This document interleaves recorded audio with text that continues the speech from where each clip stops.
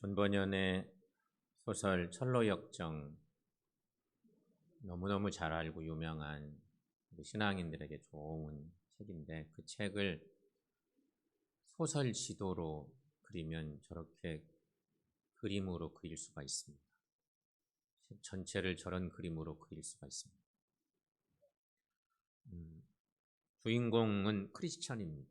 이 책의 주인공은 일명 크리스천인데, 크리스천이 순례길을 가다가 소망을 만납니다.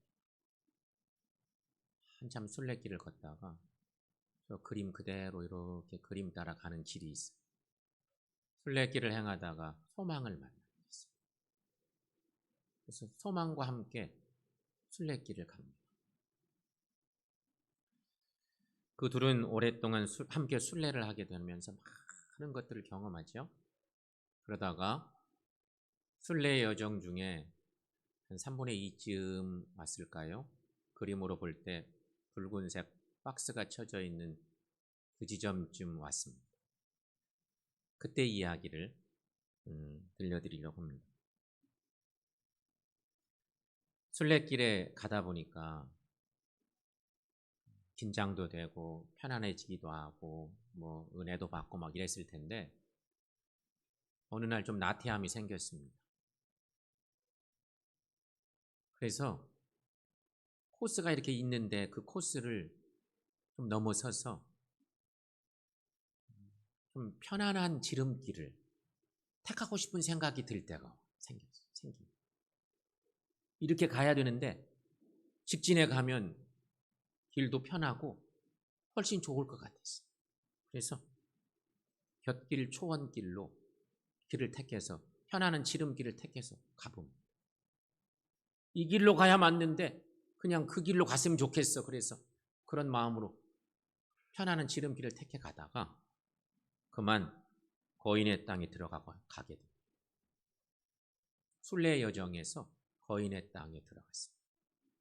그리고 큰 거인에게 붙들립니다. 그리고는 그 거인의 손에 붙들려서 의심의 성으로 들어갑니다.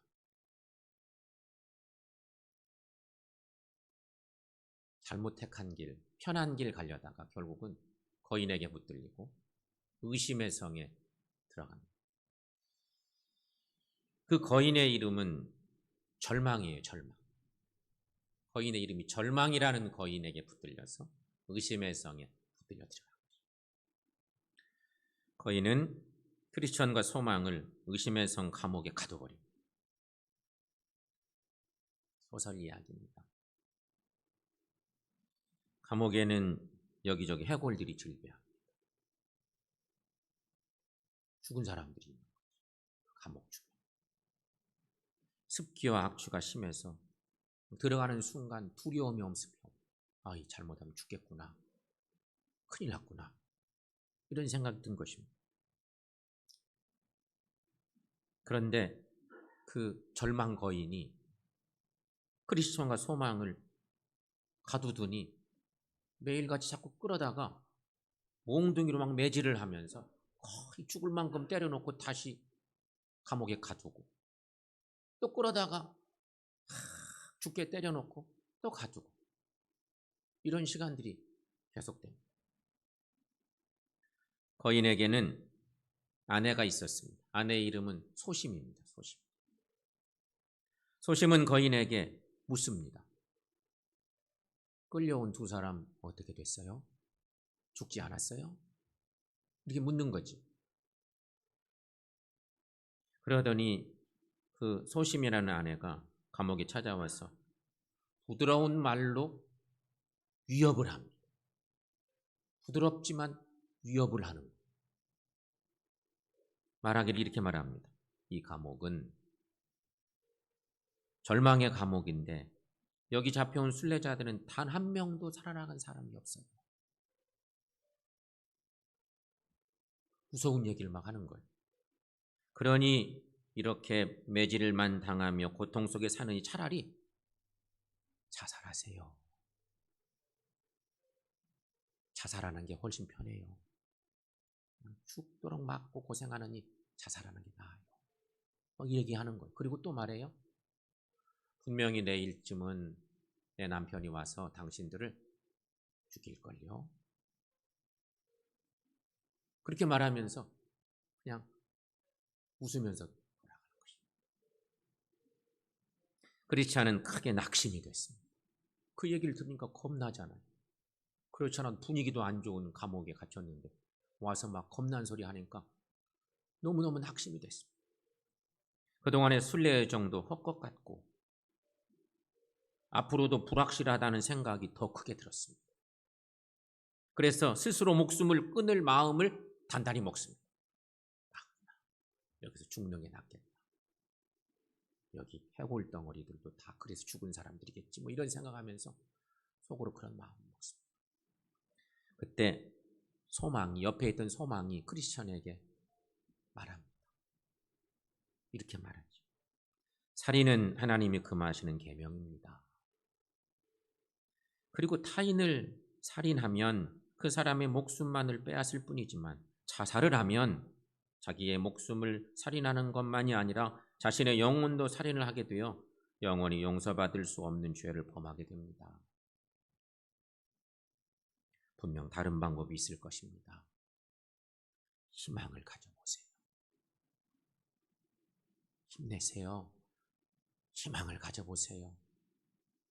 이렇게 얘기하는 것입니다. 이 말을 들은 크리스천은 소망의 격려에 힘을 얻어서 함께 기도와 찬송으로 밤을 지새웁니다. 두려움을 몰아내기 위해서 기도와 찬송으로 그 시간을 보냅니다. 새벽녘까지 기도와 찬송을 하던 두 사람. 크리스찬은 그때쯤 말씀의 두루마리를 품에서 꺼내려고 하는데, 품속에서 말씀의 두루마리를 꺼내려고 하는데 두루마리에서 열쇠 하나가 뚝 떨어져요. 크리스찬은 잠시 열쇠를 바라보다가 그 열쇠를 감옥문의 자물쇠에다 한번 넣어보고, 감옥에 잠겨 있으니 자물쇠를 딱 대보니까, 그런데 자물쇠가 스르르 열리는 것입니다. 그래서 크리스찬과 소망은 감옥문을 모두 열고 절망 거인의 감옥을 탈출하게 됩니다. 이게 소설에 있는 어느 부분 하나 이야기입니다. 여러분, 크리스천의 순례 여정이 늘 탄탄대로이면 얼마나 좋겠습니까? 우리의 믿음 생활이 언제나 평탄하면 얼마나 좋겠습니까? 하지만 성도의 믿음의 길은 절망과 의심의 감옥에 갇힐 수도 있다는 것입니다. 단순히 육신적 고통보다도 영적, 정신적 고통으로 점점 더 도전을 받기도 할 때가 있습니다. 특히 우리의 고민은요, 믿음 생활을 하다가 신앙의 순례길을 걷다가 우리의 고민은 하나님이 계신 거야, 안 계신 거야? 하나님이 계신 것인지 안 계신 것인지 하는 의심과 절망이 마음을 사로잡게 되면 좀처럼 탈출할 수 없는 상황에 빠질 수도 있다는 것입니다. 하나님의 존재에 대한 고민, 의심이 생기면 우리의 신앙은 정말 너무너무 흔들릴 수밖에 없는 어려운 상황에 빠지는 거지. 성도 여러분, 현대사회가 어떤 사회일까? 이 이야기를 통해서 이렇게 얘기할 수 있겠습니다. 현대는 절망 거인의 감옥인 우울증과 공황증이 최고의 경계 대상으로 떠오르는 시대입니다. 이런 시대를 우리가 살고 있습니다. 이런 시대에 요즘 여러분의 마음은 어떻습니까? 여러분의 삶의 형편은 어떤 상태이십니까? 평안하십니까? 매우 불안하십니까? 오늘 하나님은 우리에게 귀한 말씀을 주셨습니다. 너무너무 유명한 이사야서의 말씀입니다. 오늘 본문의 마지막 31절은 이렇게 시작합니다. 오직 여호와를 앙망하는 자는 새 힘을 얻으리니. 이 말씀은 듣기만 해도 힘이 나는 말씀이에요. 얼마나 소중한 말씀입니까? 그런데 새 번역은 이 말씀 이렇게 번역하고 있습니다. 오직 주님을 소망으로 삼는 사람은 새 힘을 얻으리니. 이렇게 말씀하고 있습니다. 오직 주님을 소망으로 삼는 사람은 새 힘을 얻습니다. 이렇게 말씀하고 있는 말씀. 그렇다면 여러분, 우리가 익숙한 이 말씀, 여호와를 소망한다는 것이 뭘까?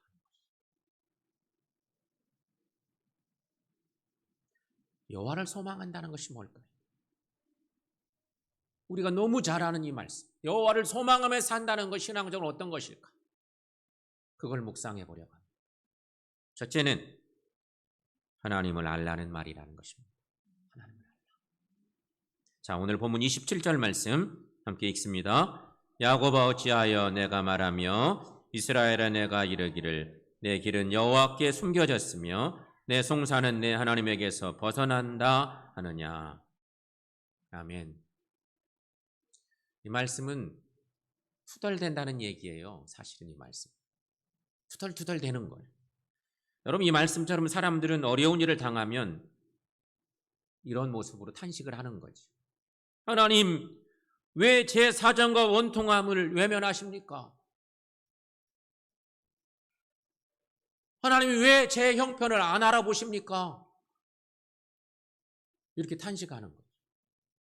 하지만 여러분, 우리는 이런 답답한 말을 하기 전에, 이런 탄식을 하기 전에 나의 예배 생활과 나의 기도 생활과 나의 교회 생활을 한번 성찰해 보아야 한다는 것이에요.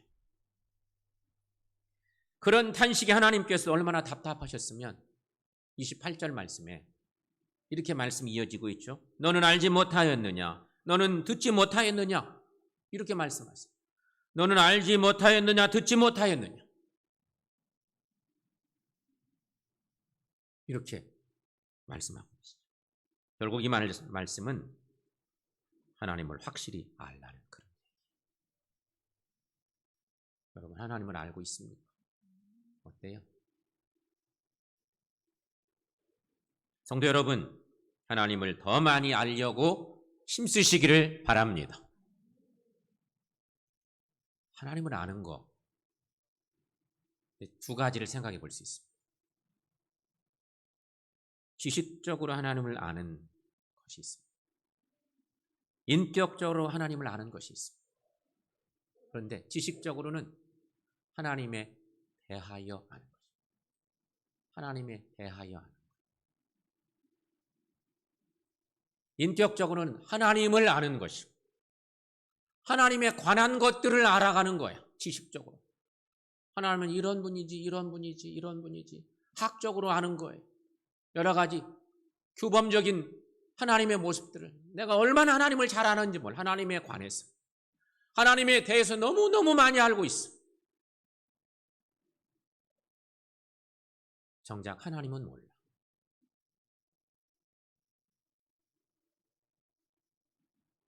성도 여러분, 하나님을 알 때 지식적으로 알지 마시고 인격적으로 알아야 한다는 것이지.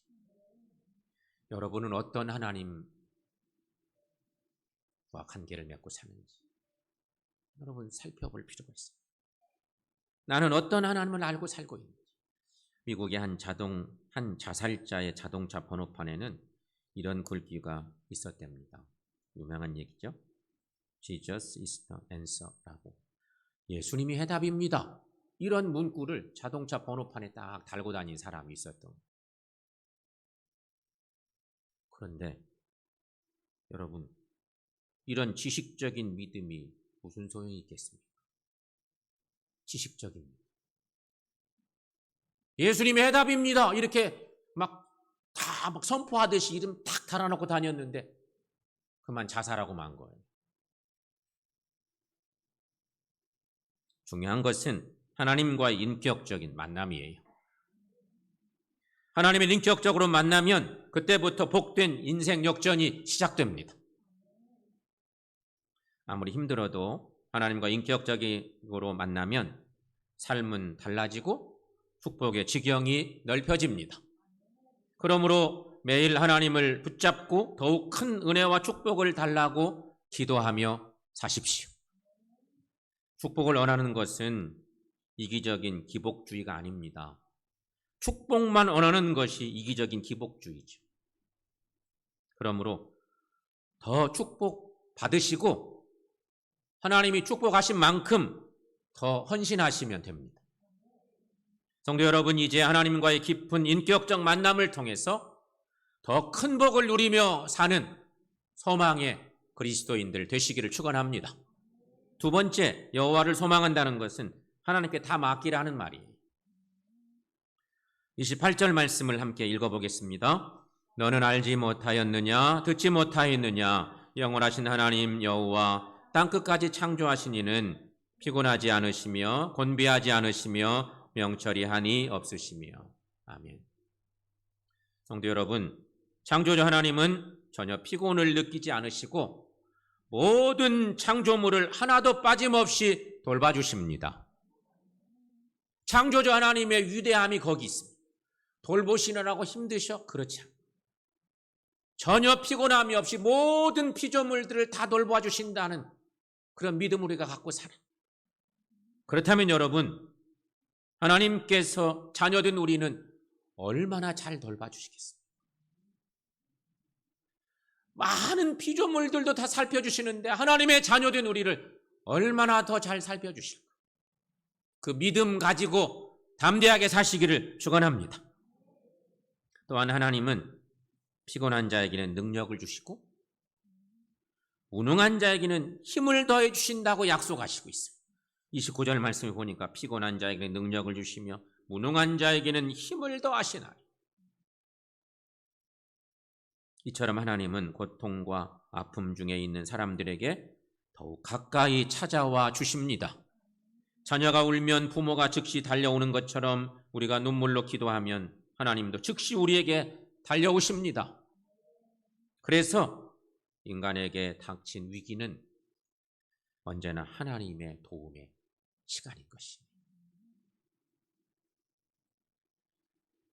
그러므로 여러분, 어떤 상황에도, 어떤 어려운 상황에도 절대 낙심하지 마십시오. 성도 여러분, 이 세상에는 인생을 자신할 사람은 한 사람도 없습니다. 우리 중에 여러분, 나는 내 인생 자신만만해 이렇게 말할 사람 있습니까? 나는 하나님의 은혜 없어도 내 힘으로 뭐든지 다 할 수 있어. 그렇게 자신할 수 있는 사람이 있는데 아무도 없어요. 그래서 성경은 오늘 말씀에서 이런 표현의 말씀도 주시고 있어요. 30절 말씀 보세요. 소년이라도 피곤하며 곤비하며, 소년이라도 피곤하고 곤비하며 장정이라도 넘어지며 쓰러지되. 소년이 피곤해. 인간의 한계예요. 장정도 쓰러지고 넘어져. 아무리 건장한 장정도, 소년도 피곤하게 되고 넘어지게 되고, 어떤 인간도 스스로 나 인생 자신 있다고 말할 수 없다는 거예요. 그러므로 여러분, 열심히 땀 흘려 일하시되 일의 결과와 미래는 하나님께 온전히 맡기십시오. 그리고 하나님의 때를 기다리십시오. 이게 온전한 주님을 향한 소망의 삶인 것입니다. 가끔 사방이 막히는 절망적인 상황을 당해도 결코 절망하지 마십시오. 어떤 상황에도 하나님께 다 맡기고 살아가는 소망의 사람들 다 되시기를 축원합니다. 마지막 세 번째, 여호와를 소망한다는 것은 하나님만 바라보라는 말입니다. 오늘 본문 31절, 유명한 31절 말씀 함께 읽습니다. 오직 여호와를 앙망하는 자는 새 힘을 얻으리니 독수리가 날개치며 올라감 같을 것이요 다른 박질하여도 곤비하지 아니하겠고 걸어가도 피곤하지 아니하리로다. 아멘. 소년도 넘어지고 피곤하고 장정도 넘어지고 곤란한 일 당해. 여호와를 앙망하는 자에게 이런 은혜를 주십니다. 여호와를 소망하는 자들에게 이런 은혜 주신다 말씀하고 있습니다. 여러분, 어떤 대상을 계속 바라보면 그 바라보는 대상이 점점 확대가 되게 되어 있습니다. 마찬가지입니다. 여호와 하나님을 계속 소망하시면 하나님이 크게 보이면서 어려운 문제는 점점 작게 보이게 되어 있습니다. 그러므로 우리는 약점과 실패와 고통만 생각하지 마시고 하나님만 바라보고 말씀에 약속된 그 축복을 바라보십시다. 우리가 살면서 어떤 면을 바라보기로 선택하느냐에 따라서 인생의 모습은 현저하게 달라지게 되어 있습니다. 밝은 면을 바라보시면 삶이 밝아지게 되어 있습니다. 하지만 어두운 면을 바라보시면 삶이 어두움이 확대되어 있습니다. 어느 부부의 이야기를 하나 드리겠습니다. 이야기를 들려드립니다. 어느 날 남편이 술에 막 완전 취해가지고 인사불성되어서 밤늦게 들어왔습니다. 술에 취해가지고. 그런데 다음 날을 보니까 남편 옷에서 유흥업소 전단지가 하나 나왔습니다. 아내가 보니까 어젯밤에 그렇게 늦게 들어오더니 이상한 업소에 갔다 온 거예요. 이때부터 아내는 의심이 자꾸 생겼습니다. 그러던 차에 어떤 전화가 와서 받으려고 하니까 또 끊어져 버렸어요. 그러니까 아내의 마음속에 의심은 더욱 커졌습니다. 그처럼 계속 의심을 하다 보니까 점점 남편이 미워지다가 나중에는 여자의 직감으로 아예 이제 자신의 직감을 믿는 것입니다. 틀림없구나. 문제가 생겼구나 이렇게 생각한 거죠. 자기 직감. 하지만 여러분, 이런 망상은 주의해야 합니다. 망상을 환상과 계시로 생각하는 교만이 가정을 망치게 되고 이단에 빠지게 하는 것입니다. 일종의 내 촉이거든요. 분명하구나 남편을 향해서. 그래서 막 자꾸 이렇게 의심하고 정죄하고 그것이 커져서 가정도 망가뜨릴 수 있어요. 이제 믿음의 마음은 없어져. 신앙적으로도 마찬가지. 일종의 어떤 망상이 확신이 들어서 계시처럼 여겨지는 순간 이단에 빠집니다. 이처럼 여러분, 나쁜 생각을 버리고 실패와 약점과 상처에 집착하지 마시라는 것입니다. 성도가 계속 바라보고 생각해야 할 것이 있다면 그것은 바로 하나님의 은혜와 사랑입니다. 성도들이 자꾸 다른 거에 자꾸 매달리고 집착하면 자꾸 신앙적으로 병들고 넘어지기 쉬워요. 그러니 우리는 하나님의 은혜와 사랑을 추구하고 바라보고 소망하고 살아야 한다는 것입니다. 하나님을 계속 바라보면 하나님이 내 영혼과 생각의 주인이 되어주시고 그때부터 선한 변화가 시작되게 됩니다. 성도 여러분, 그러면 하나님만 소망함으로 새해 모두 살아가는 우리 모두가 될 수 있기를 축원합니다. 영국의 유명한 설교가인 스펄전 목사님에게 한 신학생이 찾아와서 묻습니다.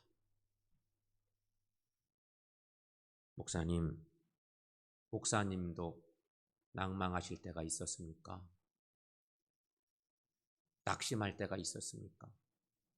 이렇게 물어봅니다. 이거 얼마나 큰 시험거리예요? 그 유명한 스펄전 목사님에게 이런 물음을 던진 거예요. 목사님이 대답합니다. 참 대답이 궁할 수도 있는데 그러자 스펄전 목사님이 이렇게 대답하셨답니다. 적어도 지난 20년 동안은 낭망해 본 적이 없습니다. 확실히 지난 20년 동안 제가 낙심해 본 적이 없습니다. 그리고 이유를 말합니다. 그동안 저는 한 가지 중요한 원리를 제 삶에서 적용하며 살았는데 그것은 바로 계속해서 주님을 바라보는 것입니다. 이렇게 얘기했다는 것입니다. 그래서 지난 20년이 행복했습니다. 그런 고백입니다. 성도 여러분, 우리는 인생을 사는 동안 자주 어려운 일을 만나지요. 신앙의 여정을 가는 동안 그런 어려운 일 안 만나면 좋은데 어려운 일을 만납니다. 때때로 우리 힘으로 감당하기 힘든 폭풍을 만날 때도 있습니다. 어떤 때는 의심의 그 거인의 성에 감옥에 갇히는 것처럼 여기서 죽어야 되려나? 인생 포기해야 되려나? 이런 어려움을 만날 때도 있다는 것입니다. 하지만 여러분, 주님을 바라보면 모든 어려움을 넉넉히 이길 수 있습니다. 오늘 성경은 그 얘기를 하고 있습니다. 사랑하는 주의 자녀들에게 이런 은혜를 전해주고 있는 것입니다. 우리 모두 하나님을 소망하며 사십시다. 하나님을 소망하는 삶은 뭘까? 오늘 하나님 우리에게 들려주셨어요. 하나님을 인격적으로 만나요. 그게 중요해요. 하나님에 관해서 많이 알아도 아무 소용없어요. 그것이 내 삶의 신앙의 여정 속에 적용될 것이 아무것도 없어요. 하나님에 관해서 아는 것은 하나님을 만나셔야 돼요. 인격적으로. 두 번째는 그래서 하나님께 다 맡기는 삶을 사는 것이 삶의 여정 속. 그리고 세 번째, 어떤 상황 속에서도 하나님만 바라보고 사는 거예요. 그게 신앙인의 성숙된 신앙의 삶입니다. 사랑하는 여러분, 이런 하나님을 소망하는 삶을 살아가십시다. 그래서 더욱 건강한 믿음의 삶 사시고 오늘보다 내일이 주님 은혜로 더 복된 삶, 오늘보다 내일이 하나님 은혜 안에서 더 소망이 넘치는 삶, 은혜가 넘치는 삶 살고 주님께 더욱더 가까이 가는 소망의 삶 살아가는 우리 모두 되시기를 축원합니다.